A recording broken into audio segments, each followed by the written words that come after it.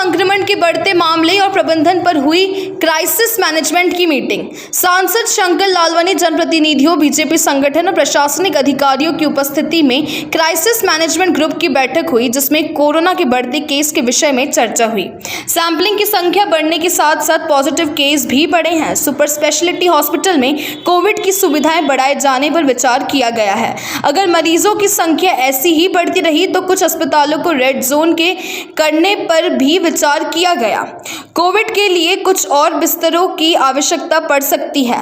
कम या हल्के लक्षणों वाले मरीजों को 3 दिन में डिस्चार्ज किया जाए, इसलिए कोविड केयर सेंटर की व्यवस्था पर भी चर्चा हुई है।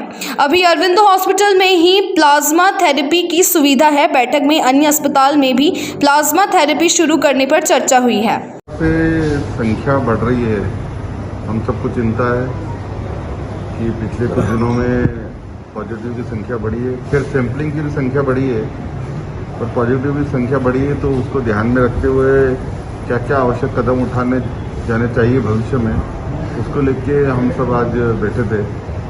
और ख़ास करके सुपर स्पेशलिटी हॉस्पिटल अब चालू हो गया है और उसको लेके उसमें और बेड जो हैं कोविड के, उसको कैसे और बढ़ाएं और उसमें कैसे व्यवस्था आगे बढ़ाएं, उसको भी लेके था। प्राइवेट हॉस्पिटल में संख्या तो बढ़ी है, लेकिन हमको ऐसा लग रहा है कि और आवश्यकता लग सकती है कोविड के बेडों की, और संभव हो तो कुछ हॉस्पिटल को कोविड जो रेट था पहले वो भी करने की संभावना बन सकती हो, तो उसके लिए विचार करना चाहिए। ये हमने अपनी बात रखी है।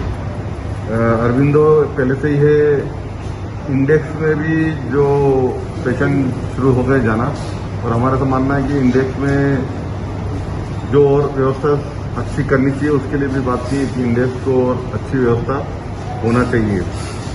कोविड केयर सेंटर जो है उसको लेके भी बात हुई कि हम आने वाले समय, क्योंकि अभी पेशेंट 3 दिन में डिस्चार्ज हो रहा है, पहले 10 दिन में होता था, 3 दिन के बाद वो घर के जो ऑब्जर्वेशन पे रहेगा, जो हमारे आइसोलेशन क्षेत्र में रहेगा, तो 3 दिन के बाद अगर उसके घर में व्यवस्था है तो ठीक है, अगर घर में नहीं है कोई